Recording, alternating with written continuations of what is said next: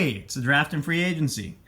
Let's pretend that I decided to put the franchise tag on Devin Booker. Okay, that was my off-season option.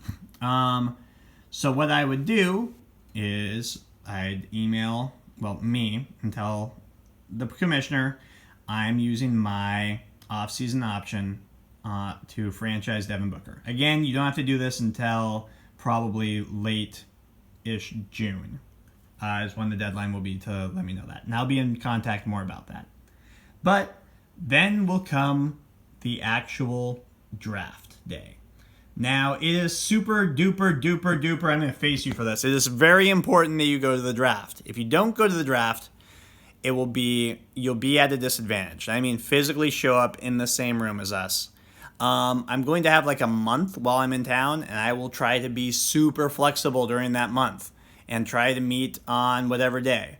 But if you need to, it would be pretty cool if you could make time, hang out with us for 2 or 3 hours, drink some beer or some water or some iced tea or whatever you're into, and go through this with us. Because if not, there's a whole lot of stuff that will happen that you won't really be able to participate on via Messenger, via video chat, etc. It would be very difficult. So I'm hoping that you can be there in person. If not, we'll start to work on things. If it's something that can't happen, then we'll go to a contingency plan and we'll see what we can do. Maybe you can have somebody show up in your stead. I don't know. All right. The first thing that happens is the draft. So that works like before. The bottom 4 teams of the league all go into a little ping pong ball hat and we draw them out for the first 4 picks. The next 3 teams that made the playoffs but didn't get any money, so the 4th, 5th, and 6th place teams, go into a lottery and they will pick 5th, 6th, and 7th, depending on when we pull them out. And there's no lottery for the last 3. If you finish 3rd, then you pick 8th. If you finished 2nd, then you'll pick 9th. And if you finished 1st, then you will pick last in the first round, and you can dry your tears with all the money that you won. One thing that's different about this year's draft than the years that we did before is we are only drafting players who are eligible for the actual NBA draft. The actual NBA draft would have already happened also. So I will get you a list of NBA draft eligible players that you can look at and decide who you can scout or whatever the hell you do to prepare for our draft. That's a big difference. Also, so you cannot draft high schoolers. You can't draft players who are still in college. I'll be there to help you out with that. Also, there are 3 rounds in this draft, and there's money involved now, right? With salary caps. So, picks 1 through 3, if you pick first and you want to pick Trae Young, you would get him with like a $14 contract. If you're picking 4 through 6, goodness gracious, that player comes to your team on a $10 contract. If you pick 6 through 10th, that player comes to your team on a $6 contract. Your second round pick, or any second round pick, is a $2 contract, and any third round pick is a $1 contract. All right. Let's say we go to the draft, we have our order, we start drafting, and I make some picks. These are big picks that are very Duke heavy, okay?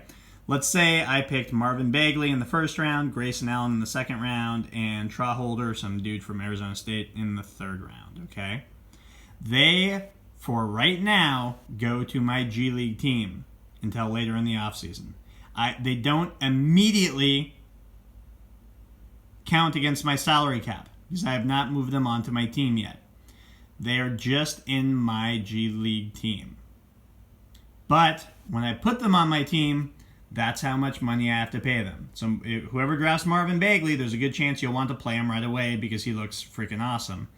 So you would take Marvin Bagley and you could basically stick him on your roster and be like, okay, that's $14 I no longer have now. Okay? But until you do that, they're in the G League, and You can keep them there for up to 3 years. You can't play them, though. So if you just decide, hey, I'm going to hold on to Marvin Bagley, I don't need him, you can keep him on your G League team and not pay him anything, but you can't actually play him on your real team. There's no cap hit while they're on the G League team, and you must decide before the year starts, when you finalize your 20 players that you have on your active roster, if you are keeping them in the G League or if you're putting them on your active roster. If you decide, say Grayson Allen, if I decide that Grayson Allen is going to stay in my G League, cool news is I don't have to pay his $2 yet. The bad news is if Grayson Allen comes up and starts scoring 20 points a game because he's on the Nets and everybody else gets hurt, I can't say, you know what, Grayson Allen, I want him on my team now. Nope. I got to wait till the next year's offseason to put him on. No mid-year ads of people on your G League. Got to do it before the year starts. All right. That's the draft. Next, I'm going to talk about free agency.